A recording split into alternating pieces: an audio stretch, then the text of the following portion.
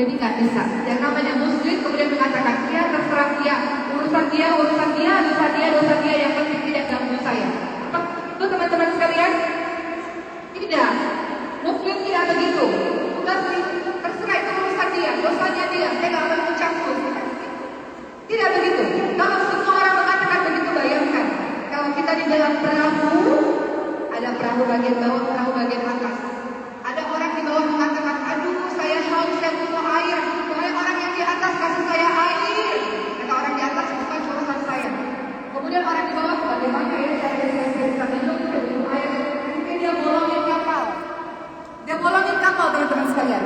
Apakah orang di atas mengatakan, ya terserah dia, itu urusan dia, dosa-dosa dia, saya nggak ikut campur. Bagaimana kalau ada orang mengatakan demikian? Apa yang terjadi? Air itu masuk ke dalam perahu, betul? Siapa yang tenggelam? Orang yang di bawah saja? Atau semuanya? Semuanya, teman-teman sekalian. Itu sebabnya kenapa Allah tidak suka ketika ada orang-orang baik, orang-orang solih di satu tempat, di satu rumah, di satu wilayah, kemudian dia tidak berbuat apa-apa. Kemana orang-orang solihnya? Sementara agama kita mengajarkan saling menasihati satu sama lain semampu kita, teman-teman sekalian. Di rumah, mungkin di rumah kadang-kadang tidak semuanya solih. Kadang-kadang mungkin suami atau mungkin istri, mungkin ada anak-anak kita yang belum dekat kepada Allah. Tugas kita saling menasihati satu sama lain di dalam lingkungan rumah. Seperti nabi-nabi kita, masya Allah, luar biasa. Beliau-beliau ini tidak henti-hentinya untuk menasihati keluarganya. Kita lihat, ada ayah yang menasihati anak, yakni Nabi Nuh alaihissalam. Ada anak yang menasihati atau mengingatkan orang tua, yaitu Nabi Ibrahim alaihissalam kepada ayahnya. Ada suami menasihati istri, yaitu Nabi Lut alaihissalam. Kemudian ada siapa lagi? Istri mengingatkan suami, ada Siti Asyah kepada Firaun. Kemudian ada kakak adik saling menasihati, ya, kakak menasihati adiknya seperti Habil dan Qabil, dan menasihati paman seperti Rasulullah SAW kepada Abu Talib. Jadi tugas dalam menasihati dengan penuh cinta, tugas kita semua. Jangan lepas dari tugas itu, teman-teman sekalian. Namun hidayah mutlak milik Allah Subhanahu wa taala. Namun saling mengingatkan adalah tugas kita semua. Seorang pemimpin bertugas mengajak rakyatnya, masyarakatnya, umatnya ini untuk kembali kepada Allah, dekat kepada Allah Subhanahu wa taala. Ya. Kenapa sih harus mengingatkan orang lain? Nanti baru kita sambungkan dengan lisan seperti apa yang bisa menembus hati-hati setiap orang. Pertanyaannya adalah kenapa kita harus mengingatkan orang lain? Ternyata agama ini tidak hanya sholat, puasa, kalau bulan Ramadan teman-teman tarawih, saum, bulan puasa, tapi ternyata ada tugas kita ini menasihati orang lain. Kenapa sih? Apa kata Rasulullah SAW dalam hadis riwayat Muslim? Barang siapa di antara kamu melihat kemungkaran, maka ubah dengan tanganmu. Kalau ada kekuasaan kita mampu ubah teman-teman sekalian. Kalau engkau tidak sanggup, ubah dengan lisan. Kalau dengan lisan juga tidak sanggup, dengan hati. Bahwa engkau mengingkari itu adalah perbuatan yang buruk dan itu selama-lamanya iman. Sehingga Rasulullah secara nyata mengingatkan kepada kita semua, umat Islam tidak boleh jadi orang yang apatis, yang cuek dengan orang lain. Gak bisa. Bagaimana mungkin kita cuek melihat saudara-saudara kita misalnya yang ada dalam rumah belum bisa baca Quran misalnya. Indonesia mayoritas Muslim, 87% adalah Muslim. Ada anggota keluarga kita belum bisa baca Quran, atau diri kita belum bisa baca Quran. Saling mengingatkan satu sama lain. Al-Quran tidak bisa ditinggalkan, yang harus dibaca setiap hari. Al-Quran sudah dinas, sudah dimuttaqin. Mohon izin Bapak dan Ibu bisa bercerita. Setiap safari dakwah, saya bertemu dengan berbagai macam orang. Suatu ketika saya bertemu dengan seorang yang sangat hebat. Beliau diberikan amanah yang sangat besar di daerah tersebut. Kemudian saya satu mobil dengan beliau, dan beliau saya lihat memiliki Al-Quran yang kecil, dan saya katakan, apakah ibu sempat membaca Al-Quran di tengah kesibukan ibu dalam mengurusi umat ini? Beliau katakan, harus. Dari mana saya bisa mendapatkan kekuatan dalam mengurusi rakyat, dalam mengurusi masyarakat, dalam mengurusi umat, kalau diri saya sendiri belum terisi energinya? Cara saya bisa mengisi energi saya adalah dengan mengawali hari dengan Al-Quran. Bagaimana saya bisa membagi pada banyak orang kalau diri saya saja hatinya gelisah dan tidak baik. Hati saya tidak baik, diri saya tidak baik, saya bukan dalam kondisi jiwa yang tenang. Bagaimana saya bisa memberikan itu cinta dan kasih sayang dan perhatian kepada banyak orang? Caranya adalah saya mengisi diri saya terlebih dahulu dengan Al-Quran. Al-Quran sumber kekuatan. Al-Quran mengisi energi yang luar biasa pada diri saya untuk bisa berkontribusi lebih besar untuk umat ini. Masya Allah, Al-Quran kekuatan teman-teman sekalian. Pernah pada suatu ketika saya bertanya kepada guru saya, wahai Syekh, kapan waktu terbaik untuk kita membaca Al-Quran, untuk kita bisa bersama dengan Al-Quran? Apa kata beliau? Mengawali setiap awal hari dengan Al-Quran. Mengawali setiap awal pagi atau subuh dengan Al-Quran. Kenapa? Karena kalau sudah pagi, siang, sore, malam sudah sibuk, engkau perlu energi besar sebelum kau membagikannya kepada banyak orang. Makanya dengan cara Al-Quran. Al-Quran menjadi petunjuk untuk lisan kita dalam berbicara, untuk perbuatan kita dalam melakukan sesuatu, untuk tangan kita atau kaki kita dalam melakukan tempat-tempat tertentu. Begitulah teman-teman sekalian. Jadi kembali lagi bahwa ada tugas dari kita yang sering kita lupakan. Sering kali kita sibuk hanya dengan diri kita sendiri. Kita sibuk dengan Quran diri kita sendiri. Kita sibuk dengan puasa yang lain untuk diri kita sendiri. Kita lupa bahwa ada hablum minallah, ada hablum minannas. Kita lupa. Rasulullah membangun Islam ini bukan hanya dengan perkara tauhid, tapi juga dengan ukhuwah Islamiyah, dengan persaudaraan sesama muslim. Begitulah teman-teman sekalian. Ya, dalam surah At-Taubah ayat 71 Allah Subhanahu wa taala berfirman, "A'udzu billahi minasyaitonir rajim wal mu'minuna wal mu'minatu ba'duhum awliya'u ba'd, ya'muruna bil ma'ruf wa yanhauna 'anil munkar wa yuqimuna as-salata wa yu'tuna az-zakata wa yuti'una Allah wa rasulahu." Allah Subhanahu wa taala ingatkan orang-orang yang beriman, laki-laki dan perempuan, sebagian mereka menjadi penolong bagi sebagian yang lain.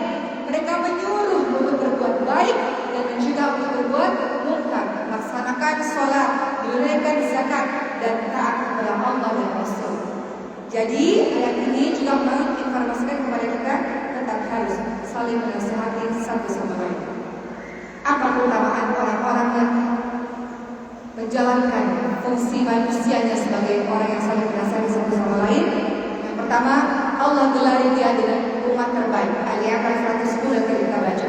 Umat terbaik adalah mereka yang kuntum khairu ummah ukhrijat lin-nas ta'muruna bil ma'ruf wa tanhauna 'anil munkar. Umat terbaik adalah mereka yang saling menasihati satu sama lain. Tidak usah susah-susah. Kadang-kadang kita dapat nasihat dari anak kita sendiri. Saya sering menceritakan hal ini. Saya punya 4 orang anak, dan anak saya yang nomor 1, 2, 3 sudah bisa menasihati saya. Contoh, kadang-kadang kita masuk kamar mandi karena sudah terlalu kebelet, tidak berdoa. Jadi saya masuk kamar mandi, begitu saja kata anak saya, "Uma, mundur dari kamar mandi, keluar dulu. Doa, Uma, doa." Apa doa masuk kamar mandi, Bu? Apa doa masuk kamar mandi? Allahumma inni a'udzubika minal khubuthi wal khaba'ith. Betul? Anak saya mengatakan, Uma kan penceramah. Uma kan suka ceramahin orang. Kenapa Uma masuk kamar mandi tidak berdoa? Kadang-kadang anak-anak kita atau adik-adik kita yang menasihati kita, betul? Masya Allah. Kita ajarkan anak-anak kita sejak dini untuk saling menasihati satu sama lain. Dan kita sebagai seorang dewasa, Masya Allah, kita dapat nasihat dari anak kita. Saya mundur kembali, saya doa. Keluar kamar mandi lupa. Uma, kok keluar kamar mandi tak berdoa? Doa dulu dong. Apa doanya? Apa doa keluar dari kamar mandi? Ada juga doa ghufranaka, ada juga doanya begitu. Ada doa panjang silakan. Tapi anak saya mengatakan doa dulu Uma. Kan Uma penceramah begitu katanya. Begitu pula kalau tidur tidak baca Al-Mulk. Siapa di sini yang tidur mungkin baca Al-Mulk? Ada? Kata anak saya, Uma, kan kita mau kuburan yang terang, Uma kita selamat dikubur. Uma nggak baca Al-Mulk sih? Gitu. Kadang-kadang anak-anak kita, adik-adik kita, orang-orang lain itu menasihati kita. Dan Masya Allah, jikalau kita menerima nasihat, kalau itu nasihat baik, siapapun yang mengatakan kita terima, teman-teman sekalian. Bahkan pernah di zaman Rasul itu ada seorang sahabat, teman-teman sekalian, yang pada saat itu bertemu dengan seseorang yang mencuri. Kata seorang sahabat, "Hai, engkau mencuri." Kata si orang ini yang mencuri, lepaskan aku janji tidak mencuri." Di hari kedua, orang ini mencuri lagi. pencurinya, lepaskan aku ya sahabat Nabi, aku ini janji tidak akan lakukan lagi. Kemudian hal ini dilakukan kepada Rasul. Kata Rasul, lihat aja, nanti dia pasti mencuri lagi. Hari ketiga mencuri pula. Ternyata orang yang mencuri itu siapa? Syaitan yang menyerupai manusia. Kata syaitan, lepaskan aku, kalau kau lepaskan aku akan mengajarkan kau satu hal yang sangat penting. Jadi syaitan itu mengajarkan untuk senantiasa membaca ayat kursi, teman-teman sekalian. Dan itu adalah sebuah nasihat yang baik, walaupun disampaikan oleh syaitan. Artinya, tidak peduli siapa yang menyampaikan, asal nasihat itu adalah baik, kita terima, teman-teman sekalian. Sebagaimana kalau kita dinasihati kadang-kadang oleh anak-anak kita, oleh adik-adik kita. Mohon izin saya cerita sebelum saya lanjutkan ceramah saya ini. Tahun 2011 sampai 2012-2013, saya dan teman-teman kita ini punya program mengajar di lapas, ya, penjara atau seperti sudah menjadi lembaga pemasyarakatan, di mana di dalamnya itu banyak orang-orang yang kasusnya itu narkoba atau pembunuhan, pencurian dan sebagainya. Dan Masya Allah, selama 2 tahun kami mengaji di musola di lapas tersebut dengan kasus yang macam-macam. Kami jadi belajar banyak hal, Masya Allah. Terkadang kita mendapatkan nasihat dari orang-orang yang sudah berbuat salah terlebih dahulu, betul? Tanpa kita harus melewati kesalahan itu, kita dapat pengalaman yang luar biasa dari mereka. Jadi mereka bercerita bagaimana mereka akhirnya terjatuh kepada narkoba, bagaimana akhirnya mereka bisa membunuh jiwa, bercerita. Dan itu menjadi nasihat terbaik. Ya, mereka mengatakan, Masya Allah, di sini kami tidak bebas, maka bersyukurlah orang-orang yang bebas, yang di luar sana bebas untuk melakukan amal-amal kebaikan, dan kami menyesal dengan apa yang kami lakukan. Jadi teman-teman sekalian, Masya Allah ya, kalau kita lihat nasihat itu luar biasa, dan itu bisa dilakukan oleh siapapun asalkan itu nasihat baik, Masya Allah sesuai dengan aturan Allah dan Rasulnya, kita terima. Jadi keutamaan orang-orang yang senantiasa menasihati orang lain yang disebut oleh Allah Subhanahu Wa Taala sebagai umat terbaik. Kedua, dia adalah orang-orang yang ketika dia menasihati dengan baik, dia adalah orang-orang yang memegang perkataan yang terbaik. Perhatikan surah Fussilat ayat 33. Allah Subhanahu Wa Taala berfirman yang artinya, siapakah yang lebih baik perkataannya daripada orang yang menyeru kepada Allah Subhanahu Wa Taala, mengerjakan amal saleh dan berkata, sesungguhnya aku termasuk orang-orang yang menyerahkan diri. Jadi kalau kita mengingatkan orang lain pada jalan kebaikan, maka itu adalah perkataan-perkataan terbaik, teman-teman sekalian. Dan tentu saja kita mendapatkan pahala yang besar. Kita ajak orang-orang, janganlah tinggalkan tarawih, kita katakan. Tarawih itu hanya ada di bulan suci Ramadan. Apa kata Rasul? Barang siapa yang puasa, yang tarawih, yang sholat malam di Lailatul Qadar, maka dengan ikhlas mengharapkan pahala dari Allah Subhanahu Wa Taala, dosa-dosanya yang lalu diampuni. Dan kalau dia lakukan, karena terinspirasi dengan kata-kata kita dapat pahalanya dia. Dan Allah tidak mengurangi pahala dia untuk dirinya sendiri. Artinya kita dapat pahala jariah. Makanya Masya Allah, ketika saya ceramah, ada orang mengatakan begini, Umaoki, saya ini pakai jilbab gara-gara nonton film Umaoki dulu ketika kita bertasbih.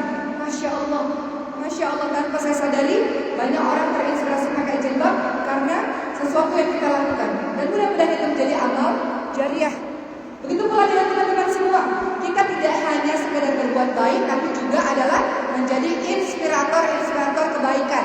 Makanya ada doa hamba Allah yang saleh itu selalu berdoa dalam surah Al-Furqan ayat 74. Ada yang tahu doanya? Rabbana hablana apa bu? Rabbana hablana min azwajina wa dzurriyyatina qurrata a'yun. Lihat kalimat berikutnya. Waj'alna lil muttaqina imama. Orang-orang yang saleh dalam surah Al-Furqan dikatakan sifat ibadur rahman. Orang-orang yang saleh punya kebiasaan. Salah satunya adalah selalu doa. Doa apa? Agar Allah jaga keluarganya. Ya Allah, jadikanlah pasanganku, keturunanku ya Allah sebagai orang yang menyejukkan hati ya Allah. Dan lihat perkataan berikutnya.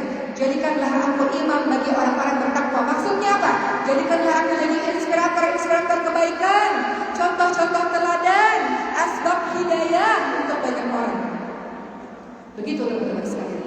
Jadi orang-orang yang saleh, dia itu bersemangat bahwa hari-harinya saya harus jadi contoh teladan, contoh kebaikan, apapun profesi kita, bahkan ibu rumah tangga, saya harus jadi idola untuk anak-anak saya, contoh kebaikan untuk anak-anak saya. Boleh tidak ibu dan bapak?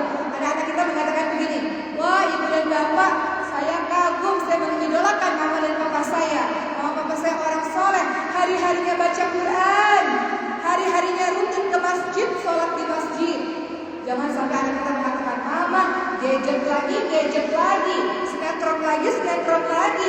Boleh enggak anak kita mengatakan sebaliknya, oh ibu saya Quran lagi. Boleh enggak bu?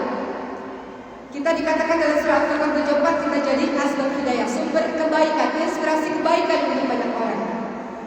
Sebelum saya lanjutkan, ada saya cerita sedikit teman-teman sekalian. Tahun 2008, ketika ada film Ketika Cinta Bertasbih, ingat film itu?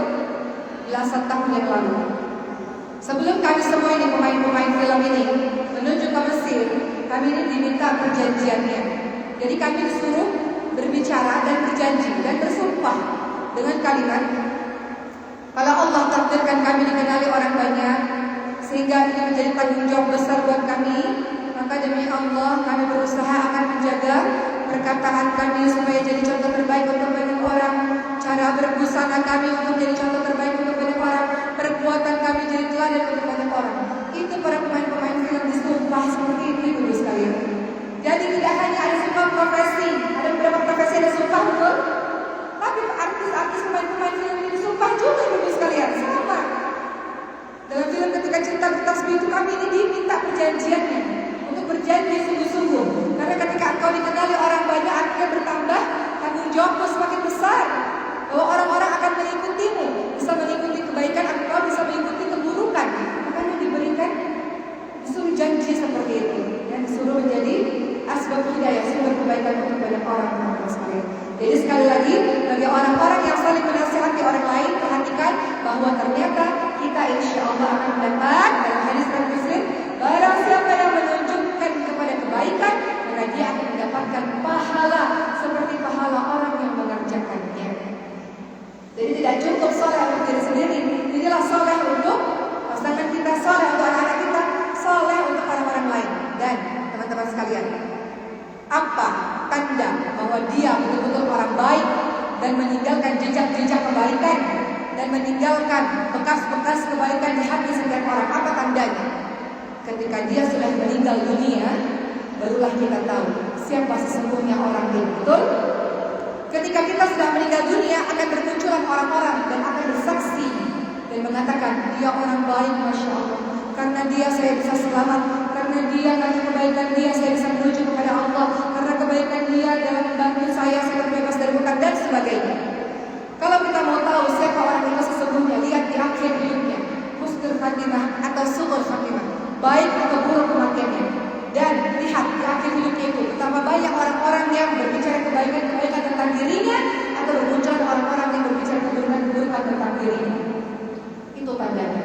Kita lihat di zamannya Rasul, ketika Rasul berada di satu tempat dan ada satu jenazah lewat, kemudian orang-orang mengatakan, fulanah ini baik, dia orang baik, Masya Allah, dia memberikan contoh kebaikan, dia teladan, dia suka bantu orang, dia orang yang sungguh-sungguh luar biasa, dia orang yang saleh. Kata Rasulullah, wajib. Jenazah kedua lewat, kata orang-orang, ya Allah, dia ini orang yang buruk, orang yang jahat, orang yang curang, orang yang suka korupsi, orang yang suka mengambil harta orang lain tanpa izin, orang yang menyakiti hati orang lain, orang yang jahat, orang yang suka berbuat aniaya. Kata Rasulullah, wajib. Para sahabat bertanya, apa maksudnya ya Rasul kau katakan wajib? Kata Rasul, orang pertama, ketika jenazah lewat, semua orang mengatakan kebaikan, maka wajib baginya masuk ke syurga Allah. Orang kedua, jenazah kedua, ketika semua orang mengatakan keburukan, wajib baginya menuju ke neraka Allah. Karena orang-orang yang berbicara ini adalah saksi-saksi Allah di muka bumi. Makanya sepanjang hidup kita jangan sholat sendirian. Kata Rasulullah, khairun nas anfa'uhum linnas, saling menasihati juga, saling bermanfaat juga untuk orang lain. Nah, teman-teman sekalian, setelah kita tahu saling menasihati satu sama lain adalah tugas kita, pertanyaannya adalah, kalau begitu, lisan yang seperti apa yang bisa menasihati orang lain tanpa menyakiti? Kadang-kadang kita mau ingatkan suami kita tersinggung karena suami kita merasa, kenapa istri saya kok jadi sombong sekali, saya kok melawan saya padahal saya imamnya. Atau sebaliknya, suami menasihati istri kita tersinggung padahal mungkin maksudnya baik. Kita nasihati anak-anak kita tersinggung padahal maksudnya adalah baik. Apa yang harus kita lakukan teman-teman sekalian? Ternyata dalam menasihati orang lain ada adab-adab yang harus kita perhatikan. Kata Imam Syafi'i rahimahullah, kata beliau, kalau engkau ingin menasihati orang lain, empat mata. Jangan di depan orang banyak. Kalau di depan orang banyak artinya engkau mempermalukannya. Betul Bu? Ibu-ibu kalau lagi di kantor nih, dimarahin sama atasannya di depan seluruh orang. Apakah itu artinya menasihati atau mempermalukan? Kita malu tidak? Malu. Sama dengan anak-anak kita. Kita nasihati dia depan teman-temannya. Malu nggak dia? Malu. Nasihat itu tidak bisa tembus ke hatinya. Maka dasar dari menasihati adalah cinta. Dasar dari dakwah adalah cinta. Rasulullah menasihati, mengingatkan orang lain karena cinta, bukan karena benci. Beda jauh. Kalau kita menasihati orang lain karena benci atau karena tidak suka, beda jauh. Kalau kita menasihati orang lain atas dasar cinta. Agama kita ini mengajarkan kita dakwah dengan cinta. Kita ingin ajak orang lain mengenal Allah sebagaimana kita kenal Allah. Kita ingin ajak orang lain taat kepada Allah sebagaimana kita rasakan nikmatnya beribadah kepada Allah. Maka dasarnya adalah cinta. Maka itu akan berbeda. Berbeda dalam pengaplikasiannya. Dalam dakwah bayangkan, dalam saling menasihati bayangkan. Kalau teman-teman menasihati orang lain dengan kasar dan keras, sebagaimana kalau kita menasihati orang lain itu seperti lubang kunci dengan kuncinya. Kalau teman-teman semua membuka pintu tersebut dengan cara kasar dan keras, kira-kira rusak tidak itu lubang kuncinya dulu sekalian? Pintunya rusak tidak? Rusak. Mungkin tidak bisa dibuka, mungkin rusak. Kenapa? Karena keras, kasar, tidak tepat sasaran. Tapi kalau kita kunci, kita buka dengan betul, dengan tepat, maka pintu itu bisa terbuka. Begitu pula dengan menasihati orang lain. Kalau kita menggunakan cara yang tepat, bahasa yang tepat, keadaan yang tepat, dan itu bisa menembus hati-hati setiap orang. Tapi kalau kita kasar keras dengan dasar benci, orang-orang akan lari daripada kita. Kata Allah, "Fabima rahmatin minallahi linta lahum wa lakum tafaddan wa lidal qalbi laqad hawli." Sebab rahmat Allah kita yang dikasih sayang. Kalau kita keras, kasar sama orang-orang akan pergi berlari menjauh daripada kita. Begitulah teman-teman sekalian. Kenapa Rasul banyak dicintai oleh sahabat-sahabat maupun musuh? Musuh itu mencintai Rasul sampai akhirnya Rasul kepada agama Allah Subhanahu wa taala. Karena Rasulullah menasihati dengan cinta. Rasulullah tidak pernah marah kalau dirinya yang dilukai, dirinya yang dihina. Rasul marah kalau agama Allah yang dihina. Betapa banyak orang-orang tersentuh hatinya karena Rasulullah SAW mengingatkan mereka dengan cinta.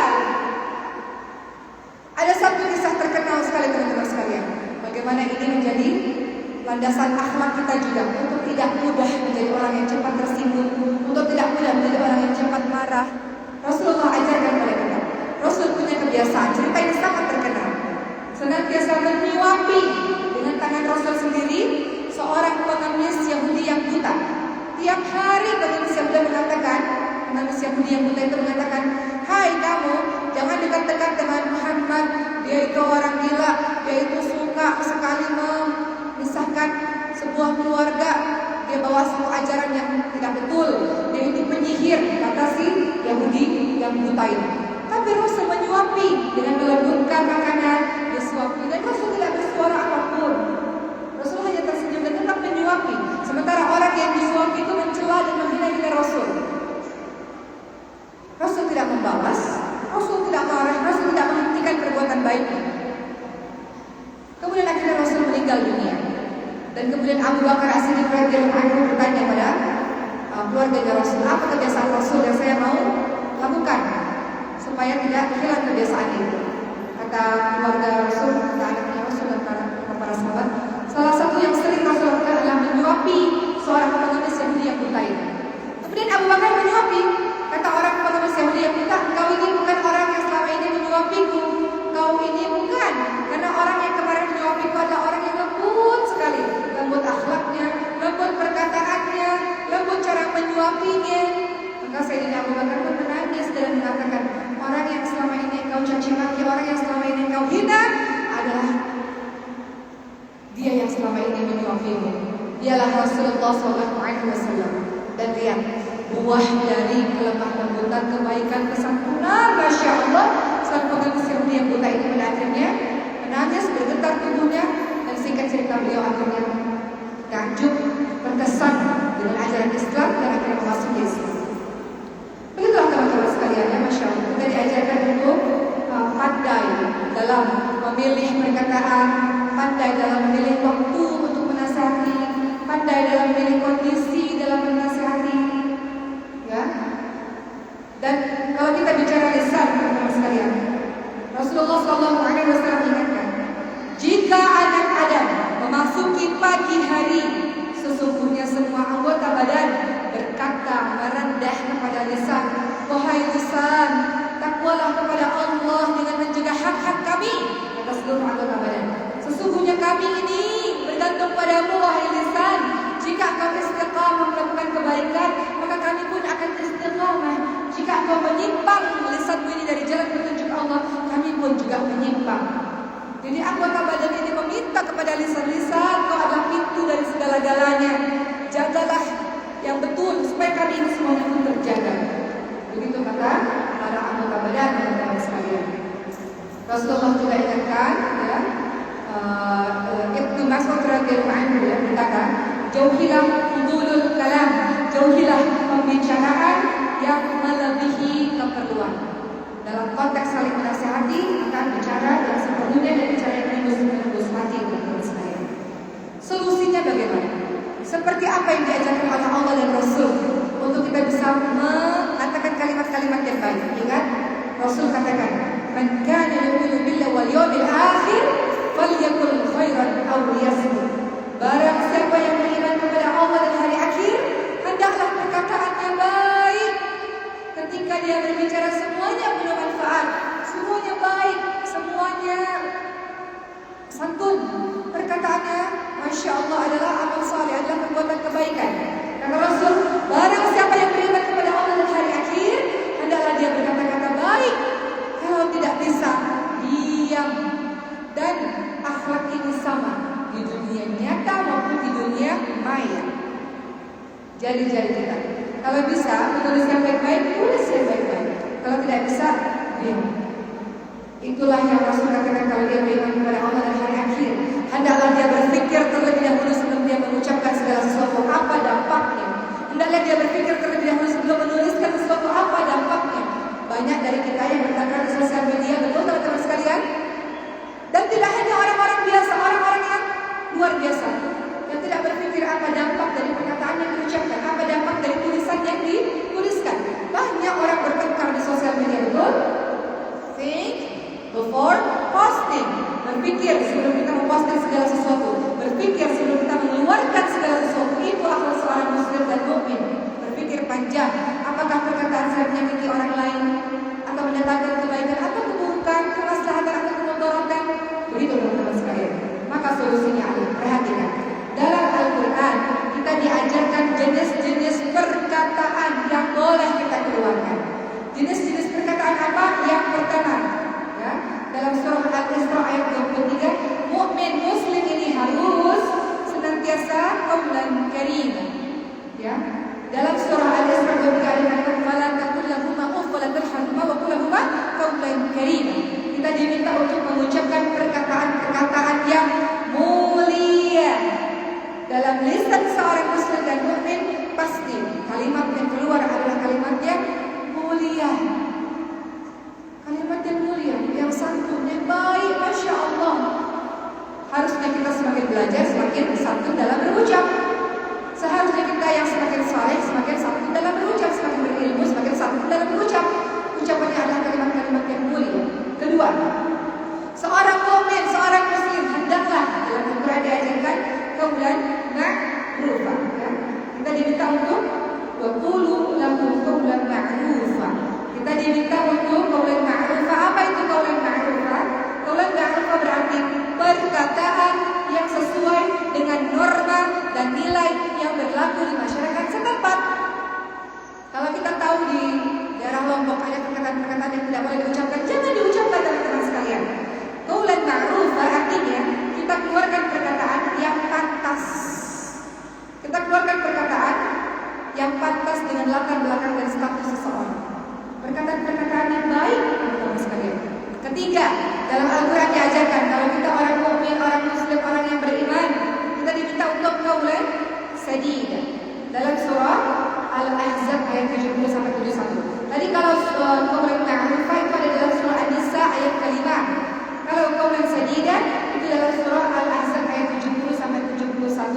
Ada kalimat a'udzubillahi minasyaitonir rajim. Ya ayyuhalladzina amanu taqullaha wa qulu qawlan sadida. Kita diminta untuk qawlan sadida. Apa itu teman-teman sekalian? Wahai orang-orang beriman, bertakwalah kamu sekalian kepada Allah dengan perkataan yang benar. Niscaya Allah akan memperbaiki amalan-amalan kamu dan mengampuni dosa-dosa.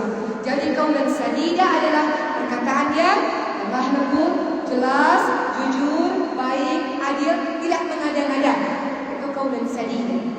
Jadi sudahlah qawlan apa tadi? Ma'rufah, sudahlah tadi qawlan karimah, ada juga qawlan sadida. Kita diminta untuk jujur dalam berucap, bukan mengada-ngada, bukan melebih-lebihkan, tidak. Ya? Ucapan yang tepat, ucapan yang timbul dari hati yang bersih. Ingat, output sesuai input. Teman-teman hari-harinya banyak baca Quran, banyak bergaul dengan orang-orang saleh, outputnya juga pasti begitu. Teko tahu ya, tempat air. Kalau diisi sirup, keluarnya sirup, betul? Teko tempat air, kalau diisi air teh, keluarnya air teh, betul? Output sesuai input. Tapi kalau inputnya yang buruk-buruk, pasti keluarnya juga gak jauh-jauh dari yang buruk-buruk. Bagaimana mungkin ada seseorang yang kita lihat sangat terhormat mengeluarkan kalimat-kalimat yang buruk? Tidak begitu teman-teman sekalian. Saya juga berlindung kepada Allah dari mengeluarkan perkataan-perkataan yang buruk. Kita diminta untuk qawlan karimah, qawlan sadida, qawlan ma'rufah, ucapan perkataan yang baik, perkataan yang keluar dari hati yang bersih, perkataan-perkataan yang jelas, perkataan-perkataan yang jujur teman-teman sekalian. Ya, kenapa? Karena ucapan yang keluar adalah gambaran hati, betul? Hati yang bersih pasti mengucapkan perkataan-perkataan yang bersih. Hati yang kotor, marah, dendam, iri, dengki, benci, hati ini pun akan keluar dengan lisan yang buruk juga. Lisan itu adalah penerjemah hati. Makanya tadi saya katakan, kalau ingin menasihati orang lain, maka basicnya, dasarnya adalah cinta.